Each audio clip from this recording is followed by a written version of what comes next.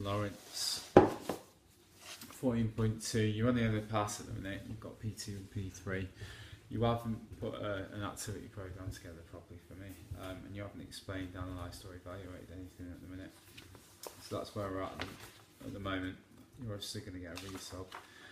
You should have used multiple choice and scale questions in your questionnaires. That was a bit of a mistake really, because when we went through how to design it,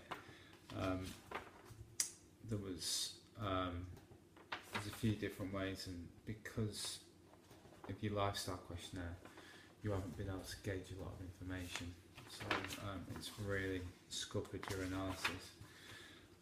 Some evidence of merit in your strengths. You've got a strength of Kevin's lifestyle is that he does not smoke, which means he does not have a great risk of getting lung cancer. So you can identify some of the effects of smoking, which shows good knowledge. But then when it comes to most of it, you just describe your strengths or weaknesses. So you've said that Kevin's lifestyle is a strength because he exercises between 3 and 4 times a week, which means he's doing a good amount of exercise. Don't get mixed up between exercise and physical activity. Remember, exercise is structured, it's repetitive, and it's planned. Alright, physical activity is just day to day kind of what you do. So don't get mixed up between the two. In that example, you haven't told me why physical activity is a strength, and give me an example of some of the benefits it has on his health. And it's the same for your areas of improvement. Your lifestyle improvement strategies, you've provided some, but you haven't explained why they're going to benefit his health.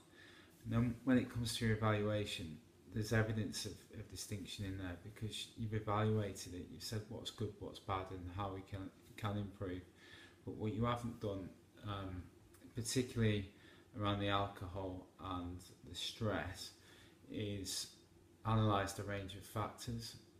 So go back a few weeks and you put a PowerPoint together on strategies to improve areas of lifestyle. So you looked at kind of smoking, alcohol. You need to analyse how they would help Kevin. So if you're talking about physical activity, what type of physical activity would help Kevin and fit into his lifestyle? So that's what I need to know in order to get the D2. Diet and smoking is very brief, so you need to evaluate those rather than just describing them. Right, you haven't got enough SMART targets in there. There's only 2, and they're quite specific, so I like those. When it comes to your actual activity programme, what I noticed is it's not realistic. So the intensity is right on the whole, although you've gone into high intensity, and remember we start off slow and build up. Your minutes are right. Okay, you've gone for 150 minutes, which is absolutely spot on, and what was said in lessons.